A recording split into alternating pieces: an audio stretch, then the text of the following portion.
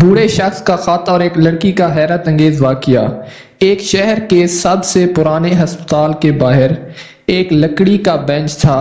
ہر دن اسی بینچ پر ایک بوڑھا شخص آ کر بیٹھ جاتا، ہاتھ میں ایک لفافہ ہوتا، آنکھیں دروازے پر جمی ہوتی۔ لوگ سمجھتے وہ کسی مریض کا انتظار کر رہا ہے، لیکن سچ کچھ اور تھا۔ ایک دن ایک لڑکی وہاں آ کر بیٹھی۔ وہ روز اسی رستے سے گزرتی تھی، مگر آج پہلی بار اس بوڑھے پر نظر آ گئی۔ بوڑھا بار بار گھڑی دیکھ رہا تھا، جیسے وقت سے لڑ رہا ہو۔ لڑکی نے ہمت کر کے پوچھ لیا، بابا جی آپ یہاں روز کس کا انتظار کرتے ہیں؟ بوڑھے نے لفافہ مضبوطی سے پکڑ لیا اور آہستہ سے بولا، اپنی بیٹی کا جو اس ہسپتال میں کام کرتی ہے۔ لڑکی خاموش ہو گئی۔ بوڑھا بولتا گیا، 15 سال پہلے میں نے اپنی بیٹی کو یہاں چھوڑا تھا۔ غربت تھی، اسی کی ماں بیمار تھی۔ میں نے کہا تھا تعلیم مکمل کرو، میں لینے آؤں گا۔ بوڑھے کی آواز کانپ گئی۔ میں آیا مگر دیر ہو گئی۔ لڑکی نے چونک کر پوچھا، دیر؟ بوڑھا لفافہ کھول کر بولا، یہ اس کا آخری خط ہے۔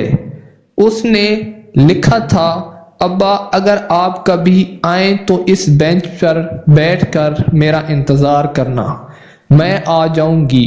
لڑکی کی آنکھوں میں آنسو آ گئے۔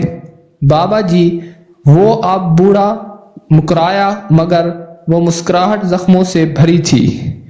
وہ دنیا سے چلی گئی، مگر میں وعدہ نبھا رہا ہوں۔ لڑکی نے اگلے دن آنے کا کہا، پھر اگلے دن، پھر ہر دن وہ بوڑھے کے لیے چائے لاتی، اس کی باتیں سنتی۔ رفتہ رفتہ وہ بینچ ایک باپ اور ایک اجنبی بیٹی کی دنیا بن گئی۔ ایک دن بوڑھا نہ آیا۔ لڑکی گھبرا گئی۔ ہسپتال میں پوچھا۔ نرس نے ایک کمرے کی طرف اشارہ کیا۔ بوڑھا بستر پر لیٹا تھا۔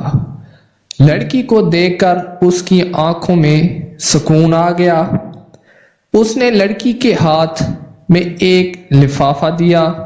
یہ آخری خط ہے میری طرف سے۔